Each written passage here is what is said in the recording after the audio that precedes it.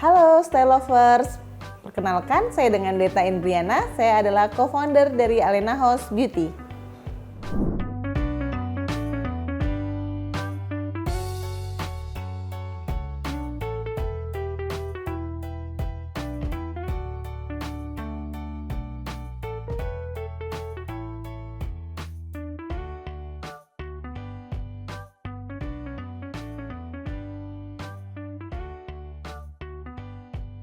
Mbak, boleh diceritain nggak gimana sih waktu itu kisahnya waktu Mbak memutuskan untuk berhijab?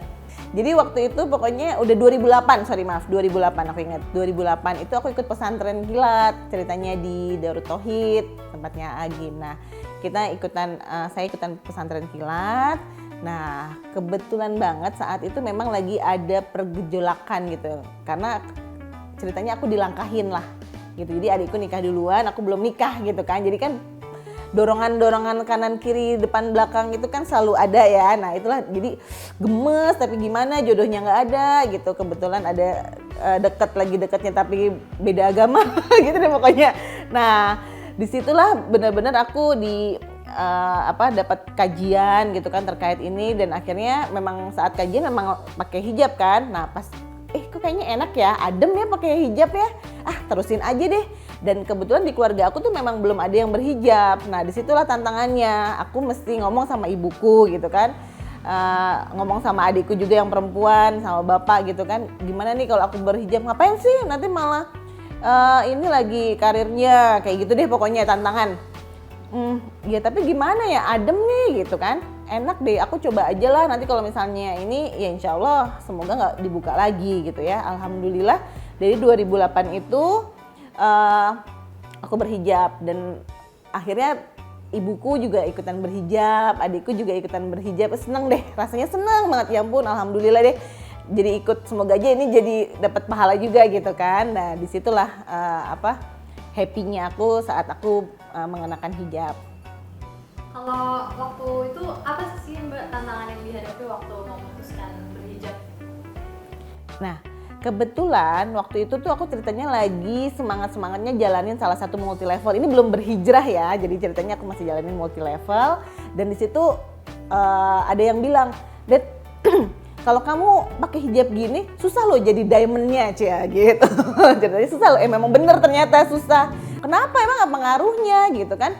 Ya pokoknya susah lah, ya ternyata memang bener sih susah. Ternyata Allah punya maksud lain gitu ya, mungkin memang bukan di situ jalan aku gitu ya. Jadi ya aku nggak begitu terlalu menjadi beban sih untuk tantangan tersebut. Dan alhamdulillahnya tahun 2010 aku dilamar gitu kan, dan keluarganya juga support gitu ya. Paling tantangannya adalah modelnya mungkin harus belajar gitu, seperti itu sih. Kalau dari segi misalnya kayak ada nggak sih kayak masalah kulit atau masalah rambut gitu yang muncul setelah pakai hijab, ada nggak? Oh ya, kalau untuk masalah di kepala terutama ya, apalagi itu ya lebih gampang lepeknya ya pastinya ya. Karena kan dulu tuh masih belum begitu, 2008 itu kan aku belum punya Alena gitu. Belum punya Alena ya. Jadi di 2008 itu ya aku masih seperti wanita lainnya gitu. Pasti punya masalah ketombe sih lebih arahnya. Ketombe sama lepek. Tapi dikasih informasi tuh pakai jeruk nipis gitu kan. Jadi kalau misalnya habis sampoan, terus aku juga kasih jeruk nipis. Terus jangan langsung pakai hijab, nunggu kering dulu baru pakai hijab biar nggak bau, seperti itu. Kalau sebagai perempuan berhijab nih yang juga merupakan seorang pengusaha gitu ya, pernah nggak sih Mbak dapet tantangan misalnya baik itu diremehkan atau dipandang sebelah mata sama orang, atau misalnya ini kan pasti sibuk, jadi mungkin belum bisa berkeringat atau jadi ada timbul rasa nggak nyaman kayak gitu, ada nggak? Kalau untuk diri sendiri sih enggak, tapi menjadi tantangan adalah saat aku jadi pebisnis home spa, anak-anakku, terapis aku itu kan kena paparan matahari. Nah itu yang menjadi penting banget, mereka harus menjaga personal hygiene-nya mereka nih gitu. Jadi kita ada SOP tadi, ganti baju dulu baru melakukan perawatan. Itu sih menjadi tantangannya. Ada nggak Mbak tips memilih hijab dan juga busana muslim gitu ya yang nyaman untuk dipakai untuk kerja sehari-hari, karena pastinya Mbak Dita sibuk nih.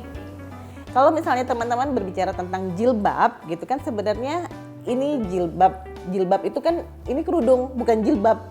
Jilbab itu adalah baju yang sampai bawah yang terusan itu jilbab. Nah aku pun juga sedang menuju ke sana nih gitu kan. Jadi yang pertama saat teman-teman mau berhijab, silakan belajar lebih dalam terkait bagaimana sih harusnya kita berhijab. Kalau bisa nggak mesti mikir aku berarti harus rajin dulu ya ibadahnya. Yang paling penting tuh adalah kitanya aja sih gitu, karena dan tutup kuping untuk komentar orang terkait kita yang lagi mau berhijrah gitu ya. Karena kalau misalnya kita mau hanya pakai hijab, hanya pengen dapat pujian dari manusia, itu pasti kita akan pusing gitu. Tapi kalau misalnya teman-teman mau berhijab karena Allah, insya Allah dapat jalan gitu, pelan-pelan. Kalau memang aku belum punya rok gitu ya, pelan-pelan gitu, pakailah celana yang longgar gitu ya. Nah untuk baju ya, kalau bisa memang pakai yang lurus ya. Aku pun juga masih belajar untuk pakai bener-bener jilbab ya, yang bener-bener jilbab gitu ya. Nah terus kalau kerudung, enaknya memang bahannya yang voile gitu ya, yang memang enak dalemannya juga. Yang kalau aku memang pasti kan beda-beda ya, ada yang bentuk wajahnya bulat gitu kan, aku bentuknya bulat, jadi ini nutupin pipi gitu ya, semaksimal mungkin bagaimana caranya tirus. Jadi kalau misalnya teman-teman baiknya adalah dilihat dari bentuk wajahnya gitu ya. Kalau misalnya memang karena bentuk wajahku yang bulat gitu kan, jadi memang posisi aku adalah begini gitu, tidak ditekuk. Jadi memang dilihat struktur daripada wajahnya itu sendiri. Ada ini nggak Mbak, terakhir ada pesan nggak buat perempuan-perempuan nih yang ingin mulai berhijab, apalagi misalnya kan Ramadan biasanya suka ada banyak hidayah gitu ya. Amin. Teman-teman belum mulai berhijab. Pesannya ya, lakukan saja. Jadi gini, kalau misalnya teman-teman pesan buat teman-teman yang baru mau berhijab adalah ya lakukan saja gitu, nggak perlu mikir ke depannya nanti kayak gimana ya. Nanti aku pakai apa ya? Aku udah lakukan aja, pakai apa yang ada di depan mata tuh apa sih gitu kan. Nah terkadang kita tuh suka riwah sama pikiran-pikiran tersebut dan akhirnya tuh nggak ada aksi gitu, karena niat sama setan itu sama-sama cepet. Jadi kalau misalnya niat kita udah baik, setan kita tuh udah ayo lo nanti kamu gini-gini. Jadi akhirnya nanti kita nggak jadi berhijab. Jadi jangan kalahkan setan-setan yang ada. Jadi lakukan saja segera.